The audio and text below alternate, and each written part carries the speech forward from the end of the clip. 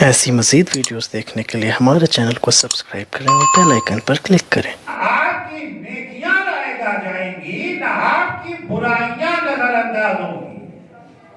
وَمَنْ يَعْمَلْ مِثْقَالَ ذَرَّةٍ خَيْرًا يَرَهُ وَمَنْ يَعْمَلْ مِثْقَالَ ذَرَّةٍ شَرًّا يَرَهُ۔ تو ذرہ برابر بھی، ذرہ عربی زبان میں اس حصے کو کہتے ہیں جسے چھوٹا حصہ تصور نہ کیا جا سکے۔ سب سے معمولی، سب سے حقیر چیز کا نام ہے ذرہ، یعنی وہ برائیاں جو ہم نے آنکھوں کے اشارے سے کیا ہے اس کی بھی سزا ملے گی، وہ بھی چھوٹے سے نہیں۔ صرف اور صرف ایک چیز ہے جو انسان کو برائیوں کے برے انجام سے بچا سکتی ہے، اس کا نام ہے توبہ۔ توبہ کے علاوہ کچھ نہیں ہے۔ اگر توبہ نہیں ہے، اگر استغفار نہیں ہے، بچیں گی نہیں۔ قرآن کی واضح آیت ہے وَمَنْ يَعْمَلْ مِثْقَالَ ذَرَّةٍ خَيْرًا يَرَهُ وَمَنْ يَعْمَلْ مِثْقَالَ ذَرَّةٍ شَرًّا يَرَهُ۔ یہ دو سوچنے کے انداز ہیں۔ ایک سوچنے کا انداز عربی انداز ہے، ایک سوچنے کا انداز معاویہ کا انداز ہے۔ علی کا لائف سٹائل الگ تھا، معاویہ کا لائف سٹائل الگ تھا۔ اگر لوگ دونوں کے طرز زندگی میں فرق ہے، دونوں کے لائف سٹائل میں فرق ہے، تو وجہ یہ ہے کہ زندگی کے بارے میں دونوں کے سوچنے کا بھی انداز الگ ہے۔ ایک کی نگاہ میں صرف دنیا ہی دنیا ہے، آخرت تو اعتماد نہیں، آخرت پہ بھروسہ نہیں۔ عزیزو، ہماری گفتگو ظاہر سی بات ہے دنیا میں بہت سارے مذاہب پائے جاتے ہیں، بہت سارے ادیان ہیں، بہت ساری آئیڈیولوجی ہے، بہت سارا نظریہ حیات ہے، بہت سارا تصور کائنات ہے۔ سب کے بارے میں تو ہمیں بات نہیں کرنا ہے، ہمیں تو یہاں پر فی الحال گفتگو شیعوں کے بارے میں۔ ہماری گفتگو کا اس کا موضوع کیا ہے؟ شیعہ جو یہاں بیٹھے ہوئے ہیں۔ ظاہر سی بات ہے شیعہ ہونا بہت بڑے شرف کی بات ہے۔ شیعہ ہونا ہماری مشکل یہ ہے کہ ہم تو شیعہ گھر میں پیدا ہو گئے، ہم اس نعمت کا احساس ہی نہیں کیا ہے کتنی بڑی نعمت ہے۔ ہماری مثال اس مچھلی کی ہے جو سمندر میں تیر رہی ہے، اسے پانی کی قیمت ہی نہیں معلوم۔ اسے پانی کی قیمت کا تب اندازہ ہوتا ہے جب اسے دریا سے نکال کے خشکی پہ ڈال دیا۔ اب اسے پتا چلتا ہے کہ پانی تھا کیا، مگر بہت دیر ہو چکی ہوتی ہے۔ پانی کی قدر و قیمت سمجھنے کے لیے بہت دیر ہو چکی ہوتی ہے۔ عزیزو، شیعہ یعنی پیغمبر اکرم صلی اللہ علیہ وآلہ وسلم کی طرف سے نجات کی ضمانت۔ حضور اکرم فرماتے یا علی انت وشیعتک هم الفائزون یوم القیامہ۔ اے علی، قیامت کے دن صرف تم اور تمہارے شیعہ ہی کامیاب ہیں۔ کس چیز میں کامیاب ہیں؟ دولت سے بیٹھنے میں۔ قیامت کے دن دو جگہیں ہیں، دو ٹھکانے ہیں، تیسرا نہیں ہے۔ ایک ٹھکانے کا نام ہے جنت اور دوسرے ٹھکانے کا نام ہے جہنم۔ کامیابی کسے کہیں گے؟ جنت میں جانے کو یا جہنم میں جانے کو؟ آج دنیا کا کوئی انسان ایسا نہیں ہے جو جہنم میں جانا پسند کرتا ہو۔ ہے کوئی؟ برے سے برا انسان، اس سے آپ پوچھیں یہ جنت ہے جہنم ہے، جہنم کیا ہے جنت کیا ہے، سمجھا دیجیے اسے۔ اس کے بعد پوچھئے کہ تم کہاں جانا چاہتے ہو بھائی، جنت میں یا جہنم میں؟ فارمولا سے بھی اگر پوچھیں گے تجھے کہاں جانا ہے کیا جواب ہوگا اس کا؟ جنت یا جہنم؟ جواب دے گا جنت۔ شمر سے پوچھے تجھے کہاں جانا ہے؟ جواب ملے گا جنت۔ عمر صاحب سے پوچھے تجھے کہاں جانا ہے؟ ارے کربلا میں کتنے ہی ایسے افراد آئے تھے امام حسین کے مقابلے میں جو جنت کے لالچ میں آئے تھے۔ جوانان جنت کے سردار کا سر قلم کر رہے تھے جنت کے لالچ میں۔ عمر سعد نے صبح عاشورہ جب امام حسین پہ حملے کا حکم دیا تھا تو کیا کہا تھا؟ یہی تو کہا تھا نا، یا خیل اللہ ارکبی وابشری بالجنہ، اے سپاہیان خدا حسین پہ حملہ کرو تمہیں جنت کی بشارت ہے۔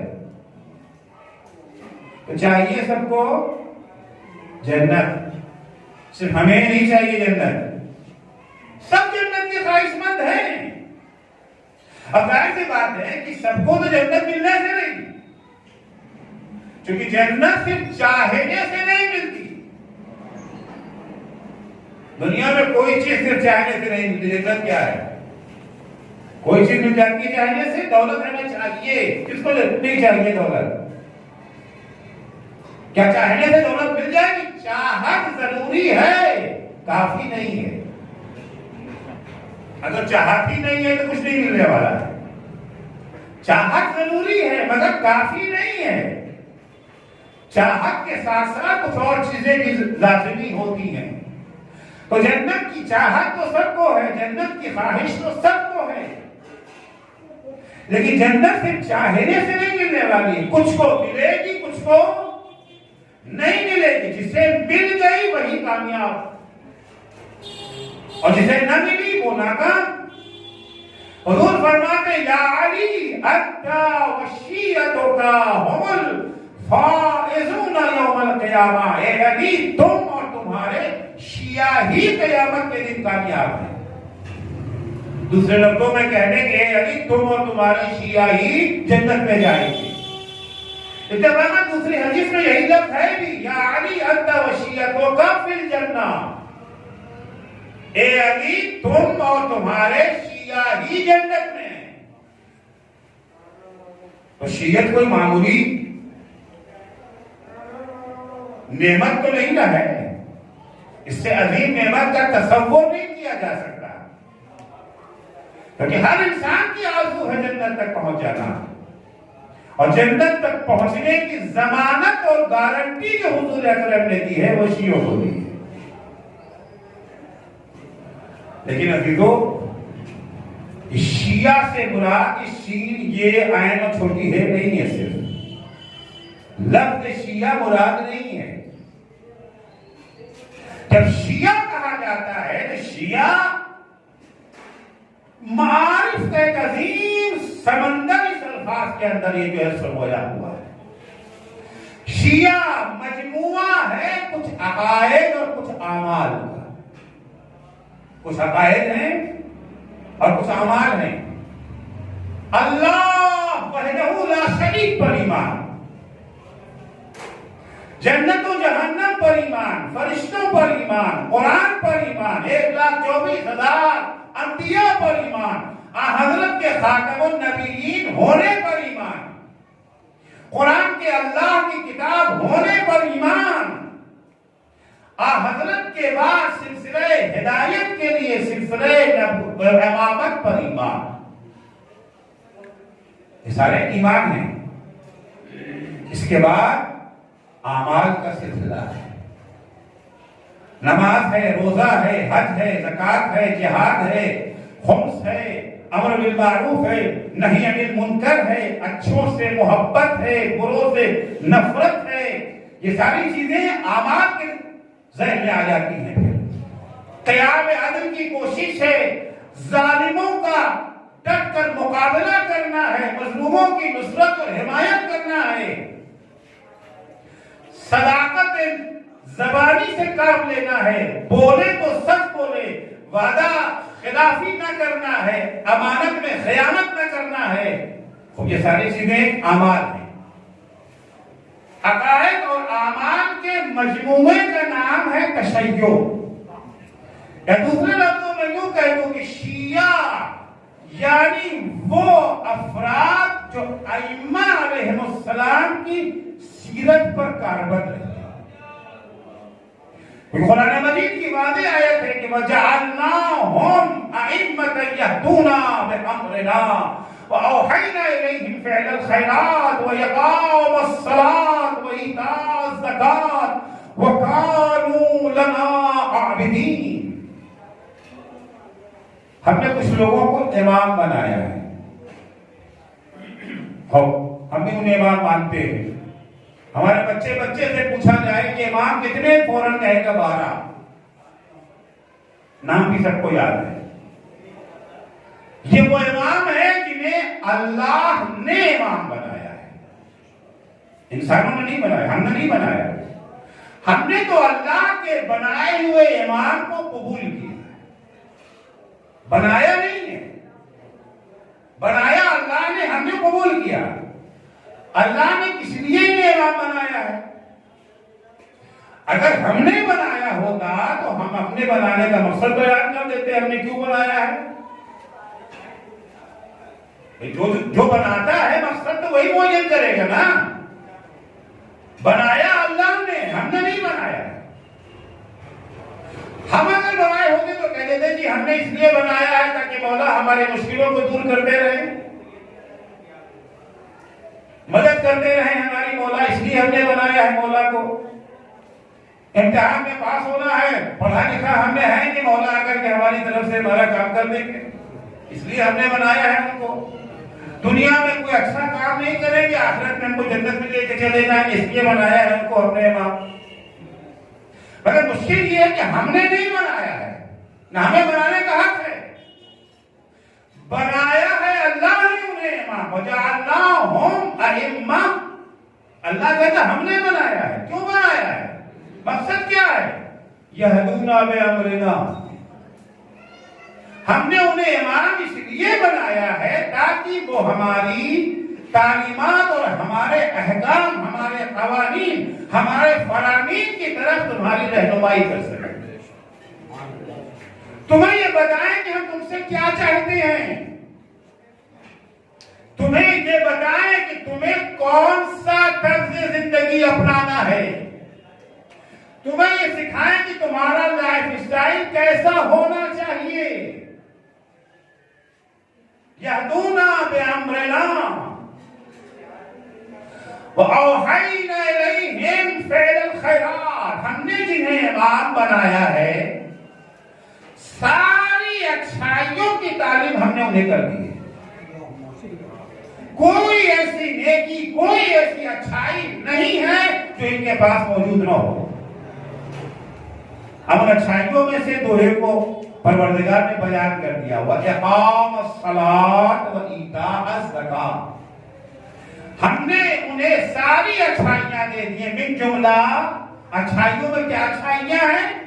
نماز کو قائم کرنا اور زکوٰۃ کو ادا کرنا. ہزار چیزوں میں سے ہزاروں نیکیاں ہیں نا، ان نیکیوں میں سے اگر کسی نیکی کا پروردگار ذکر کر رہا ہے اس کا مطلب ہے کہ اس کی اہمیت بہت زیادہ ہے. ہر چیز سے زیادہ اس کی اہمیت ہے، ورنہ پروردگار کیوں بیان کرے گا؟ ارے یوں ہی کہہ دیا. ہم جیسے افراد سے یوں ہی کہہ دیتے ہیں، لیکن اللہ سبحانہ تبارک و تعالی یوں ہی نہیں کہہ دیتا. حکیم ہے وہ. ہمارے بات میں ہو سکتے تھا ہمارے تقریر کرتے بہت سارے جملے یوں ہی نکل گئے، اس کے چانسز ہیں، امکانات ہیں. اللہ جل شانہ نے دو چیزوں کو خصوصیت سے بیان کیا ہے، نماز کو قائم کرنا اور زکوٰۃ کو ادا کرنا. یعنی تمام نیکیوں کی جڑ اور بنیاد یہی دو چیزیں ہیں.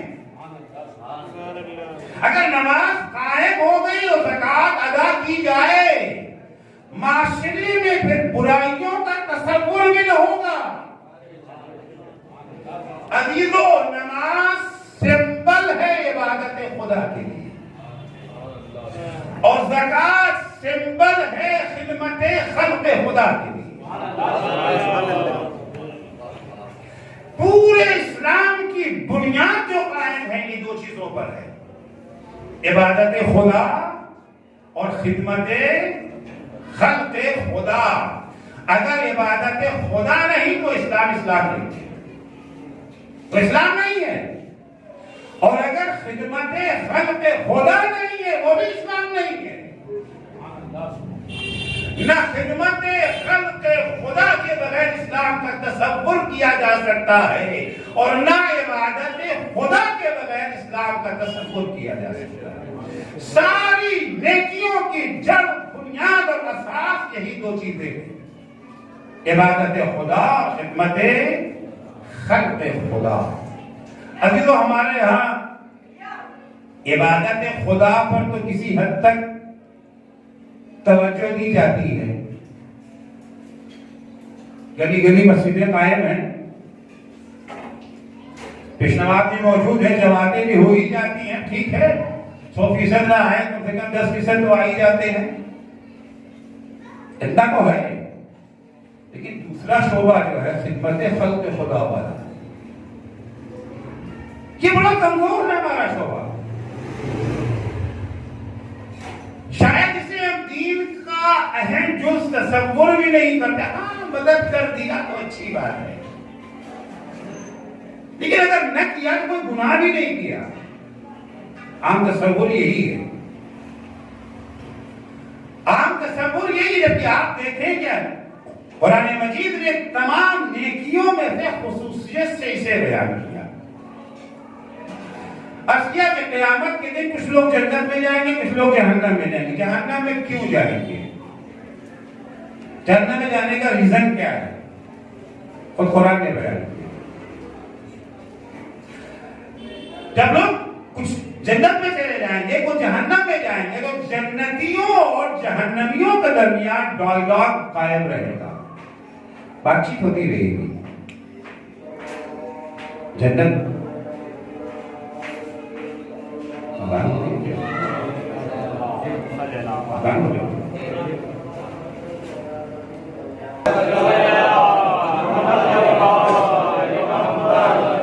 ان کے درمیان بات چیت رہی ہے۔ قرآن مجید کی آیت ہے وَفِي جَنَّاتٍ يَتَسَاءَلُونَ عَنِ الْمُجْرِمِينَ،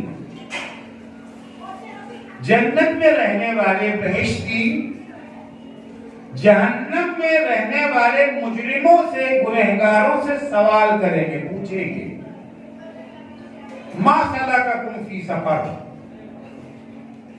یہ بتاؤ کہ تم جہنم میں کیسے آ گئے؟ ہم لوگ تو ایک ہی محلے کے تھے، ایک ہی اسکول کے پڑھے ہوئے تھے، ایک ہی جگہ جاب کرتے تھے، ہو سکتا ہے ایک ہی ماں باپ کے بیٹے بھی رہے ہوں، ایک ہی ماں باپ کی اولاد ہوں، ایک بھائی ادھر ایک بھائی ادھر، بھائی جنت میں بہن جہنم میں۔ مَا سَلَكَكُمْ فِي سَقَرَ، تمہیں جہنم میں کیسے آ گئے؟ کیونکہ جنت میں جانا یہ قابل سوال نہیں ہے، تعجب کی بات نہیں کہ جنت میں کیسے آ گئے، تعجب کی بات یہ ہے کہ جہنم میں کیسے چلے گئے۔ کیونکہ اللہ نے اپنے بندوں کو جہنم کے لیے نہیں پیدا کیا ہے، جنت کے لیے پیدا کیا۔ اللہ نہیں چاہتا کہ بندے جہنم میں جائیں، اللہ کسی کو جہنم میں نہیں ڈالے گا، ہم خود اپنے اعمال سے جہنم میں جائیں گے، خود اپنے اعمال سے جائیں گے۔ ایک نظام اللہ نے بنا دیا، اللہ نے نظام بنایا، جنت کا نظام بھی ہے، جہنم کا نظام بھی ہے، چاہا کیا اللہ نے کہ لوگ جنت میں جائیں۔ یہ 1,24,000 انبیاء کاہے کے لیے بھیجے تھے؟ اسی لیے انبیاء آئے تھے نا، تاکہ ہمیں وہ جنت کا راستہ بتائیں۔ اگر پروردگار نہ چاہتا ہمارا جنت میں جانا تو انبیاء کو بھیجتا کیوں؟ اتنی بڑی بڑی ہستیاں اس دنیا میں آنے کے بعد کتنی مصیبتیں انہوں نے برداشت کی۔ اگر اللہ نہ چاہتا کہ بندے جنت میں جائیں تو کربلا وجود میں نہ آتی، حسین ابن علی کو اتنی ساری مصیبتیں برداشت نہ کرنا پڑتی۔ اتنی ساری مصیبتیں اسی لیے برداشت کی نا تاکہ جنت کا راستہ کھلا رہے، راستہ مٹنے نہ پائے، لوگ گمراہ نہ ہو سکیں۔ تو اللہ کوئی چاہتا ہی، اب اگر کوئی اس کے برخلاف جہنم میں چلا جائے تو یہ تو بہرحال سوال کی بات ہے۔ ایک ٹیچر ہے جو کلاس میں بڑی محنت سے پڑھاتا ہے، بڑی جافشانی سے پڑھاتا ہے، پھر بھی کوئی بچہ اگر فیل ہو جائے تو بات تعجب کی ہے نا، بات سوال کی۔ پاس ہو گیا بچہ تو کوئی مشکل نہیں ہے، استاد اتنی محنت سے پڑھایا ہی تھا، فیل ہو جائے تو تعجب کی بات ہے۔ ما سلککم فی سقر، یہ بتاؤ کہ تم جہنم میں کیسے چلے گئے، کیا ریزن تھا، کیا وجہ ہے؟ اب ظاہر سی بات ہے جہنم میں پہنچنے کے بعد اب جھوٹ جھوٹ بولنے کا کوئی موقع تو ہے نہیں، کوئی چانس تو نہیں ہے، بس جو ہونا تھا سب ہو چکا ہے اب تو۔ اب سچ سے انہوں نے جواب دینا شروع کیا، جواب سن لیا، 4 جواب ہے، اب ہم تو یہاں پہ بیان کر رہا ہوں۔ ما سلککم فی سقر، تم جہنم میں کیسے آ گئے؟ پہلا جواب لم نکو من المصلین، ہمارا جہنم میں جانے کا پہلا ریزن یہ ہے کہ ہم نماز نہیں پڑھتے تھے، اللہ کی عبادت نہیں کرتے تھے، شیطان کی بندگی کرتے تھے۔ دوسرا ریزن کیا ہے؟ وَلَمْ نَكُنْ نُطْعِمُ الْمِسْكِينَ، غریبوں کو کھانا نہیں کھلاتے تھے، کوئی پیٹ بھر کے کھانا کھا کر کے سو رہتے تھے۔ کورونا پیریڈ میں ہماری جاب محفوظ تھی، مگر ہمارے بھائی کی جاب تو چلی گئی تھی، ہمیں تو احساس بھی نہیں ہوا کہ 7-8 مہینے میں اس پر کیا گزر گئی۔ ہم سے کیا مطلب، خمس کی تاریخ آئے گی تو خمس دے دیں گے؟ ابھی تھوڑی آئی ہے تاریخ، جو دیتے ہیں خمس، جو نہیں دیتے ان کی تو بات ہی کیا ہے۔ احساس ہی نہیں اس بات کا۔ لم نکن نطعم المسکین، ہم غریبوں کو کھانا نہیں کھلاتے اس لیے جہنم میں آئے ہیں۔ تو پتہ چلا نا کہ اسلام کی بنیادوں میں 2 اہم بنیادیں ہیں، ایک عبادت خدا، دوسرے خدمت خلق خدا۔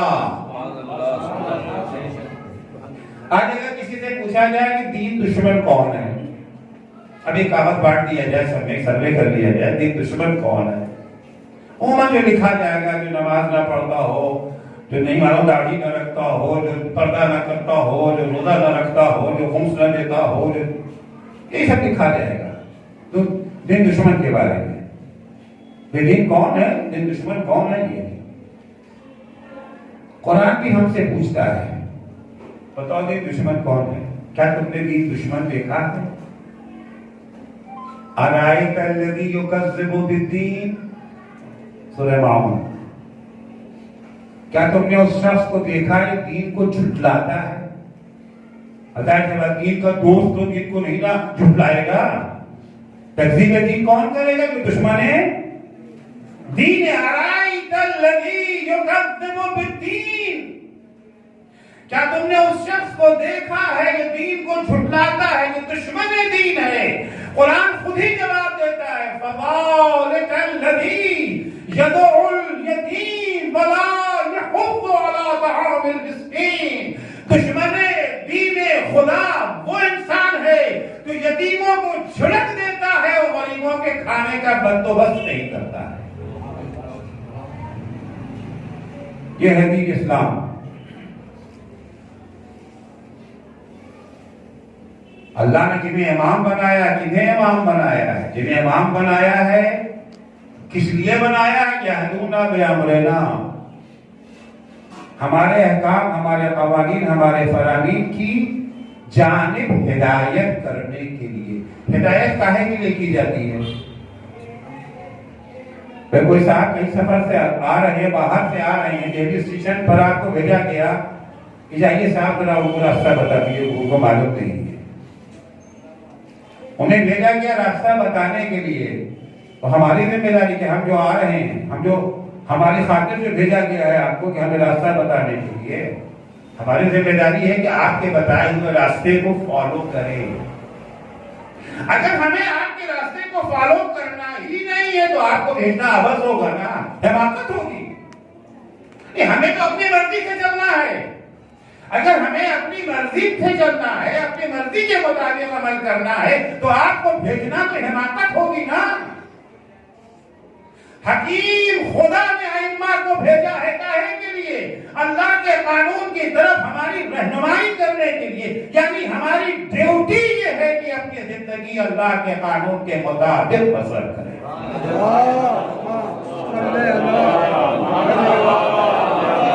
ایمان کو ایمان ماننے کا مقصد فقط نعرے لگا دینا نہیں ہے، فقط محفلیں منعقد کر دینا نہیں ہے، فقط مجلسیں منعقد کر دینا نہیں ہے، ان کی خوشی کا جشن منا لینا فقط نہیں ہے. یہ سب کر لیا ہو گئے شیعہ، 22 رجب کا کوڑا ہو گیا، شب برات ہو گئی، محرم میں ماتم مجلس کر لیا ہو گئے شیعہ کا تباہ. نہیں، شیعہ یعنی وہ افراد جو امام کے بتائے ہوئے راستے پر چلے. امامت کا مطلب یہ ہے، امامت کا مفہوم کو مولا کائنات امیر المومنین حضرت علی بن ابی طالب رحمۃ اللہ مولا نے وہ خط جو عثمان بن حنیف کے نام لکھا ہے، نہج البلاغہ میں موجود ہے. وہاں امام اور ماموم کا رشتہ بیان کر رہے کیا ہے. ہم جو کہتے ہیں ہمارے پہلے امام حضرت علی، دوسرے امام حضرت امام حسن، تیسرے امام حضرت امام حسین، فقط زبان سے کہہ دینا ہے یا یہ ایک عہد ہے، ایک ایگریمنٹ ہے، ایک وعدہ ہے؟ ہم نے جب ان کو امام مانا، جہاں ہم نے کہا کہ وہ ہمارے امام، یعنی ہم نے ان سے ایک عہد کر دیا. وہ عہد کیا سنیے، مولا فرماتے ہیں الا وَإِنَّا لِكُلِّ مَعْمُومٍ إِمَامًا يَقْتَدِي بِهِ وَيَسْتَدِيُّ بِنُورِ عِلْمِهِ. امام اور معموم کا رشتہ یہ ہے، جو کسی کو اپنا امام بنا لیتا ہے، معموم کی ذمہ داری یہ ہوتی ہے کہ امام کے نقش قدم پر چلے، اس کے نور علم سے کسب ضیاء کرے، روشنی حاصل کرے اس کے نور علم سے. حضرت علی کو امام مانا اس کا مطلب ہی نہیں نہج البلاغہ کو اٹھا کے الماری میں بند کر کے رکھے، دنیا کی ساری کتابیں پڑھیں گے، مولا کی کتاب نہیں پڑھیں گے. کہے کہ امام ہوئے، کس چیز کے امام ہوئے؟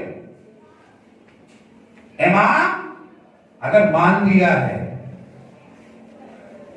شیعہ کون ہے؟ شیعہ وہ جو عقائد اور اعمال کے مجموعے کا نام شیعت ہوئی نا. عقائد کا حصہ کیا تھا؟ انہیں امام مانا. امام مانا یعنی یہ عہد کیا کہ ان کے نقش قدم پر چلے گی. تو یہ تو شیعت بہت بڑا مقام ہے، اتنا بڑا شرف ہے کہ کل قیامت کے دن جو شیعہ نہیں ہے وہ حسرت سے کہیں گے اے کاش ہم بھی شیعہ ہوتے، اے کاش ہم بھی شیعہ ہوتے. الحمدللہ اللہ نے ہمیں شرف دیا، ہم شیعہ ہیں. انشاءاللہ ہمارے عقائد بھی مستحکم اور ہمارے اعمال بھی مضبوط. انشاءاللہ ہم عبادت خدا میں بھی سر فہرست ہوں گے اور خدمت خلق خدا میں بھی صف مقدم ملتا ہے. لیکن عزیزو اتنا بڑا درجہ مل جانے کے بعد بھی خطرہ ٹلا نہیں. انسان جتنی بلندی پر پہنچ جاتا ہے نا اتنی خطرہ بڑا ہو جاتا ہے. آپ 2 فٹ 3 فٹ کو اونچی دیوار پہ کھڑے ہوئے ہیں، گرنے کا خطرہ تو ہوتا ہے، لیکن جو پہاڑ کی چوٹی پہ کھڑا ہوا ہے جتنا خطرہ اسے ہوتا ہے اتنا خطرہ اسے نہیں ہے. اگر 3 فٹ کی دیوار سے گر بھی گئے تو تھوڑی بہت کھروچ آ جائے گی، لیکن اگر وہاں سے گرے تو ہڈی پسلی چکنا چور ہو جائے گی، بچیں گے نہیں. پھر جتنا رتبہ بلند ہے اتنا ہی خطرہ بلند ہے. ایک دشمن ہے انسان کا جو اس کی طاق میں بیٹھا ہے. وہ کون ہے؟ شیطان، ابلیس. اللہ کو چیلنج کیا تھا نا فَبِعِزَّتِكَ لَأُغْوِيَنَّهُمْ أَجْمَعِينَ. تیری عزت کی قسم میں سب کو بہکاؤں گا، میں سب کو بہکاؤں گا. اب وہ اپنا وعدہ بھولا بھی نہیں ہے، بہت ایکٹیو ہے، کاہل بھی نہیں ہے۔ ہم کاہلی کا شکار ہو جاتے، وہ نہیں ہوتا کاہلی کا شکار۔ اسے پوری دنیا میں اپنا جال بچھا رکھا ہے۔ چھٹے امام جعفر صادق علیہ السلام،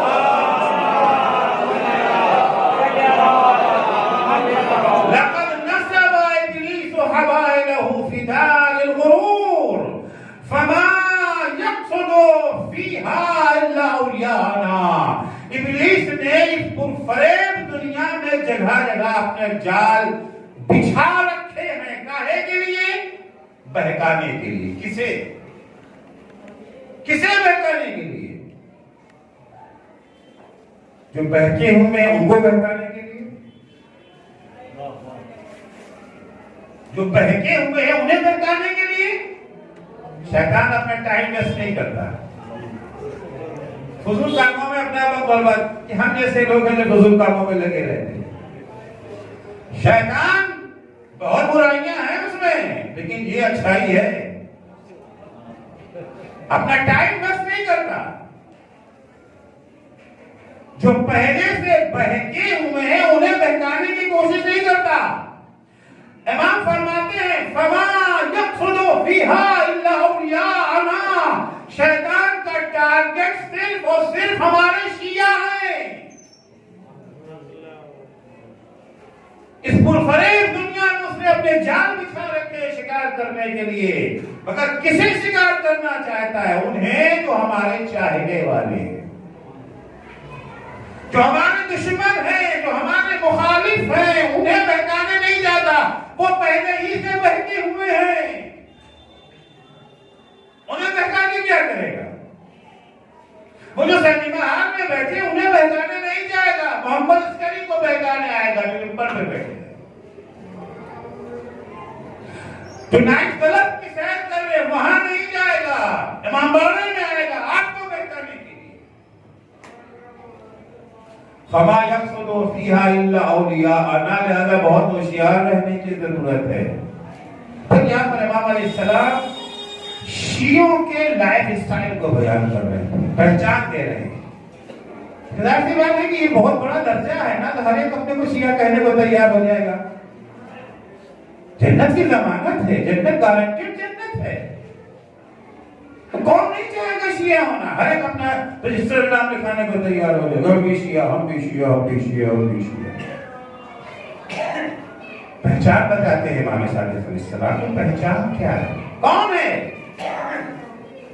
ان کا طرز زندگی کیسا ہے، ان کا لائف اسٹائل کیسا ہے۔ عرفیہ کی کچھ وہ ہیں جو اپنے لائف اسٹائل میں، طرز زندگی میں دنیا کی رنگینیوں کو ترجیح دیتے ہیں، آخرت کی انہیں پرواہ نہیں ہوتی ہے۔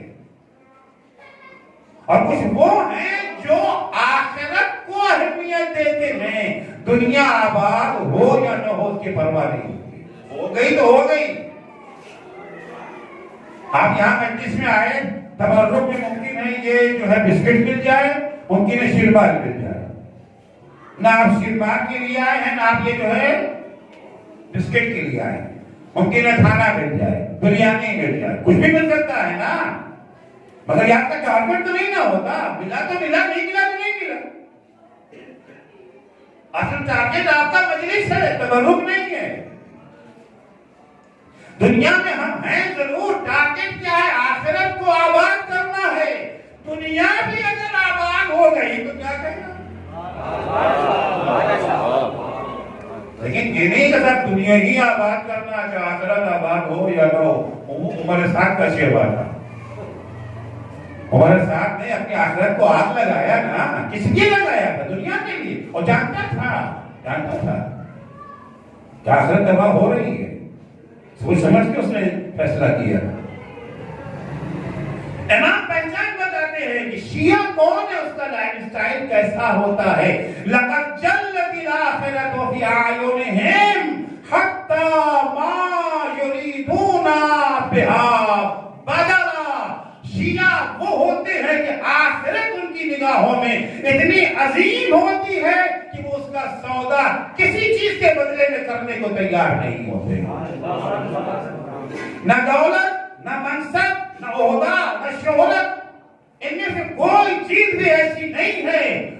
کی وجہ سے وہ آخرت کو قربان کر دے.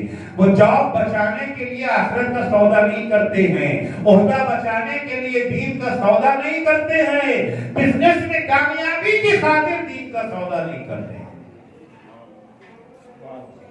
بہت سارے مواقع آتے ہیں جہاں بزنس بچانے کے لیے سمجھوتا کرنا پڑتا ہے, جاب بچانے کے لیے سمجھوتا کرنا پڑتا ہے. مواقع آتے ہیں, انہیں جاب عزیز ہے, بزنس عزیز ہے, دولت انہیں بھی اچھی لگتی ہے مگر جنت سے زیادہ نہیں. انہیں بھی مقبولیت اچھی لگتی ہے, انہیں بھی شہرت پسند ہے, لیکن حکم خدا سے زیادہ نہیں. حکم خدا سے زیادہ نہیں. سورہ توبہ میں اللہ جل شانہ نے 8 ایسی چیزوں کا تذکرہ کیا ہے جس سے فطرتاً انسان کو محبت ہوتی ہے. ماں باپ سے محبت ہوتی ہے, اولاد سے محبت ہوتی ہے, خاندان سے محبت ہوتی ہے, اپنے گھر بار سے محبت ہوتی ہے, اپنی کمائی سے محبت ہوتی ہے انسان کو. اور ان محبتوں کا اسلام مخالف بھی نہیں ہے, مگر ایک لمٹ ہے. جہاں یہ محبتیں حکم خدا سے ٹکرا جائیں, باقی نہ قربان کر دو, حکم خدا کو نہیں. قُلْ كَانَ آبَاؤُكُمْ وَأَبْنَاؤُكُمْ وَإِخْوَانُكُمْ وَأَزْوَاجُكُمْ وَعَشِيرَتُكُمْ وَأَمْوَالٌ اقْتَرَفْتُمُوهَا وَتِجَارَةٌ تَخْشَوْنَ كَسَادَهَا وَمَسَاكِنُ تَرْضَوْنَهَا وَتِجَارَةٌ تَخْشَوْنَ كَسَادَهَا وَمَسَاكِنُ تَرْضَوْنَهَا أَحَبَّ إِلَيْكُمْ مِنَ اللَّهِ وَرَسُولِهِ وَجِهَادٍ فِي سَبِيلِهِ فَتَرَبَّصُوا حَتَّى يَأْتِيَ اللَّهُ بِأَمْرِهِ. پیغمبر ان سے کہہ دیجئے, اگر تمہیں اپنے ماں باپ سے, اپنی اولاد سے, اپنے بھائی بہنوں سے, اپنی بیوی بچوں سے, اپنے کنبے سے, وہ مال جو تم نے اکٹھا کر رکھا ہے, وہ گھر جو تم نے بڑے شوق سے بنایا ہے, وہ تجارت جس کے ٹھپ ہونے کا تمہیں ہمیشہ خدشہ لگا رہتا ہے, ان سے اگر محبت تمہیں خدا اور رسول اور خدا کی راہ میں جہاد سے زیادہ ان سے محبت ہے تو اللہ کے عذاب کا انتظار کرو. محبت ماں باپ سے کرو, محبت اولاد سے منع نہیں کیا گیا ہے. بیوی بچوں سے محبت کرو. جو محبت نہیں کرتے وہ اسلام کی نگاہ میں لائق ہے, مذمت ہیں. اپنے مال سے محبت کرو, گھر سے محبت کرو, کاروبار سے محبت کرو, حد میں رہ کر, لمٹ میں رہ کر, وہیں تک جہاں تک دین کو نقصان نہ. کربلا آپ کے سامنے دونوں نمونے موجود ہیں نا. کربلا میں تھا نا مسئلہ, دین بچا لو یا آخرت, دنیا بچا لو یا آخرت. ہرملا نے دنیا کو چنا, ہر نے آخرت کو چنا. کیا فرق ہے ہرملا اور ہر میں؟ ٹھوکر مار دیا نا ہر نے, قیمت چکائی نہیں چکائی ہر نے. انصار حسینی میں آنے کا شرف تمہیں تھوڑی مل گیا بھائی, یوں ہی نہیں مل گیا شرف, سردار تھا اپنے دستے کا. اس اعلیٰ عہدے کو ٹھوکر مار دی, شہادت کو گلے لگا دیا. شہادت کو گلے لگانے کے نتیجے میں آدم اسے سلام اللہ علیہ کہتے ہیں, ورنہ کیا کہتے, لعنت اللہ علیہ کہتے نا. جو ہرملا کو کہتے ہیں, جو عمر سعد کو کہتے ہیں. کیوں ہرملا کو, کیوں عمر سعد کو؟ اگر بعض دفعہ لوگ بہانہ کرتے ہیں صاحب کیا کریں, وہ جاب کا مسئلہ ہے. بھیا عمر سعد کی بھی جاب کا مسئلہ تھا, عمر سعد کی بھی جاب کا مسئلہ تھا. گورنری کی جاب چھوٹی موٹی نہیں ہے. اس زمانے کی گورنری, وہ بھی رچ اسٹیٹ, مالدار ریاست. 7 نسلیں آپ چین سے کھاتے. تو جاب کے تقاضا, بزنس کا تقاضا اگر کریں گے تو اس زمانے میں لوگوں کے یہی تقاضے تھے. اگر سب کو سارا کام مل جاتا, اگر عمر سعد کو بھی امام حسین جو ہے رہے گی گورنری دے دیتے تو امام حسین کے ساتھ آ جاتا. یہی تو بات ہوئی تھی نا, امام حسین سمجھا رہے تھے. تو اس نے یہی کہا تھا کہ ہمیں تو رہے گی حکومت چاہیے, تو آپ کے پاس نہیں, وہ آپ کہاں سے دیں. ایک شیعہ کی پہچان، شیعہ لائف اسٹائل، شیعہ طرز زندگی کیا ہے؟ شیعہ لائف اسٹائل یعنی آخرت کو مقدم رکھ کر کے ہمیں اپنی زندگی کو کے راستے کو معین کرنا ہے۔ گھر بنا رہے ہیں، دیکھیے گھر آخرت سے ٹکرا تو نہیں رہا ہے، کپڑا آخرت سے ٹکرا تو نہیں رہا ہے، بزنس آخرت سے ٹکرا تو نہیں رہا ہے، نوکری آخرت سے ٹکرا تو نہیں رہی ہے۔ یہ اصل ہے۔ اور جب انسان اس راستے پر چل جاتا ہے، کیا کہ لعنت اللہ علیہ سے سلام اللہ علیہ، اور کیا تھا؟ کس راستے پہ وہ چل رہا تھا پہلے؟ آپ دیکھیں امام حسین کے طرز عمل میں کتنا فرق ہے۔ ایک زمانہ وہ تھا کہ جب وہ دنیا کو آخرت پہ ترجیح دے رہا، جس وقت امام حسین کا راستہ روکا تھا حر نے، کیوں روکا تھا؟ عظمت حسین سے اس وقت بھی وہ آشنا تھا، واقف تھا، مگر راستہ روکا یعنی دنیا کو آخرت پر مقدم رکھا۔ اس وقت امام حسین کا راستہ روکا ہے، امام حسین اس سے کہتے ہیں اور تیری ماں تیرے ماتم میں بیٹھے، تیری یہ وجہ کہ تو میرے لجامِ فرض سے ہاتھ ڈالے گا۔ اب یہ جملہ امام کے ذہن سے نکلا ہوا ہے، کسی خطیب کا جملہ نہیں ہے جو جوش میں کچھ کہہ گیا۔ ہم لوگ کبھی جوش میں کہہ جاتے ہیں، بعد میں پچھتاتے ہیں نہیں یہ لفظ تو نہیں کہنا چاہیے تھا، لیکن امام کے ذہن سے جو جملہ نکلتا ہے حکمت میں ڈوبا ہوا جملہ ہوتا ہے، عصمت کے سانچے میں ڈھلا ہوا جملہ ہوتا ہے۔ امام کہتے ہیں کہ ہو تیری ماں تیرے ماتم میں روئے۔ یقیناً امام کا کوئی خاص مقصد ہے، شاید امام کا مقصد یہ رہا ہو کہ حر کی ماں کا نام لے کر کے حر کے ذہن میں اپنی ماں کا تصور دینا کہ حر تو کس کے مقابلے میں کھڑا ہے؟ تجھے پتا ہے فاطمہ زہرا کا لخت جگر ہے حسین، اور حسین نے جملہ اپنا کام کر لیا۔ اور میں جواب میں کیا کہا؟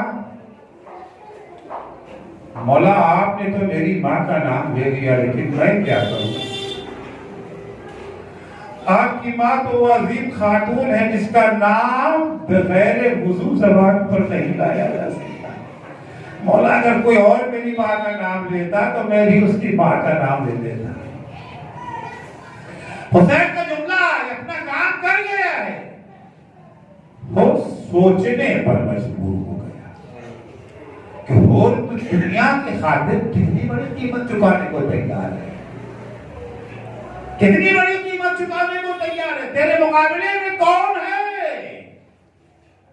زہرا کا لخت جگر حسین میں تیرے مقابلے میں۔ یاد رکھیے جب شب عاشور آ گئی اور یہ طے ہو گیا کہ کل جنگ ہو کر کل فرزند زہرا کے تن سے اس کا سر جدا ہو کر رہے، وہ بے چینی سے ٹہل رہا ہے، یہ فیصلہ نہیں کر پایا۔ دنیا کتنی قیمتی ہے، کتنی قیمت ہے دنیا کی، اس کے خاطر میں فرزند زہرا کے خون سے اپنے ہاتھوں کو آلودہ کر لوں؟ بے چین ہے وہ، بے چینی سے خیمے میں ٹہل رہا ہے۔ غلام سمجھا شاید میرا آقا پیاسا ہے، ایک کاسے میں پانی لے کر کے آگے بڑھا، ان کے ہاتھوں میں نمایا، ان نے کاسے کو ہاتھ میں لیا، کچھ دیر تک پانی کو دیکھتا رہا، پانی پیے بغیر اسے زمین پہ پھینک دیا۔ ان کا غلام یہ منظر دیکھ رہا ہے۔ ابھی تو حر کو پانی میں کیا نظر آیا؟ اس کا ذکر تو مقاتل میں نہیں ہے، لیکن تصور تو کر سکتے ہیں نا کہ ایسا تو نہیں کہ حر نے سطح آپ کو دیکھا تو حسین کے ننھے ننھے بچوں کی بلکتی ہوئی تصویر نظر آنے لگی۔ حر تو پانی پی رہا ہے اور ہم پہ حر کا غلام دوڑا ہوا حر کے بھائی کے پاس گیا، آج میں تمہارے بھائی کا جب عالم دیکھ رہا ہوں، بے چینی سے خیمے میں ٹہل رہے ہیں، میں نے پانی بھی دیا، پینے کے بجائے اسے زمین پر پھینک دیا۔ حر کا بھائی آیا، بھیا یہ میں کیا سن رہا ہوں، یہ اضطراب کیسا، یہ بے چینی کیسی، یہ پریشانی کیسی؟ عزیزوں، بعض سوالات ایسے ہوتے ہیں جن کا جواب لفظوں میں دینا ممکن نہیں ہوتا۔ حر نے دفعہ بھائی کا ہاتھ پکڑا، خیمے سے باہر آیا اور جا کر کے خیام حسینی کے پیچھے کھڑا ہو گیا کہ بھیا غور سے سنو، تمہیں تمہارے سوال کا جواب مل جائے گا۔ حر کے بھائی نے جو غور سے سننا شروع کیا تو حر نے پوچھا، بھیا کچھ سنائی دے رہا ہے؟ ہاں بھیا، ایک آواز مسلسل میرے کانوں سے ٹکرا رہی ہے۔ بھیا کیا سنا؟ کہ بھیا حسین کے خیمے سے ننھے ننھے بچوں کی ہائے پیاس کی آوازیں آ رہی ہیں۔ حر نے کہا، بھیا پہچانا انہیں، یہ کون ہے؟ یہ وہی ہے نا جب ہمارا پورا لشکر پیاس سے ہلاک ہو رہا تھا، انہوں نے ہمیں سیراب کیا، ہمیں ہی نہیں ہمارے جانوروں کو بھی پانی پلایا۔ بھیا یہ کہاں کا انصاف، آج ہمارے جانور تک پانی پی رہے ہیں۔ رسول کا نواسا، اس کے ننھے ننھے بچے پیاس سے تڑپ رہے ہیں۔ الا لعنت اللہ علی قوم الظالمین وسيعلم الذین ظلموا ای منقلب ینقلبون۔ پار الہ تجھے واسطہ ہے محمد و آل محمد علیہ السلام کا، ہماری اس مختصر سی عبادت کو قبول فرما۔ معبود سجدے میں اہل بیت اطہار علیہ السلام کے جو مومنین و مومنات بیمار ہیں انہیں شفائے کاملہ عاجل عنایت۔ بار الہ جو مقروض ہیں ان کے قرضوں کو ادا فرما۔ معبود جو بے روزگار ہیں انہیں حلال اور پاکیزہ روزگار عنایت۔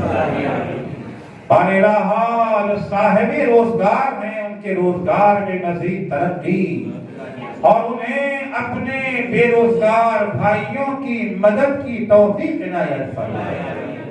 بار الہ جو بے اولاد ہیں انہیں نیک اور صالح اولاد عنایت فرمائے۔ جو صاحب اولاد ہیں انہیں اپنی اولاد کی دینی تعلیم و تربیت کی توفیق عنایت فرمائے۔ معبود سجدے میں اہل بیت اطہار علیہ السلام کے شیعان حیدر کرار، محبان اہل بیت اطہار، زائران سید الشہداء، عزاداران مظلوم کربلا جہاں کہیں بھی ہوں ان کی جان مال عزت آبرو کی حفاظت فرمائے۔ بار الہ مراجع کرام و رہبر معظم انقلاب اسلامی کی حفاظت فرمائے۔ امام زمانہ کے ظہور میں تعجیل فرمائے۔ جب حضرت کا ظہور ہو تو ہمارے اعمال ایسے ہوں کہ ہم ان کے اصحاب و انصار میں شمار ہو سکیں۔ اللہم عجل فی فرج مولانا صاحب الزمان واجعلنا من اعوانہ و انصارہ۔ درخواست ایک سورہ فاتحہ کی برائے مرحوم سید فضل علی ابن سید مرتضی حسین مرحوم کے لیے۔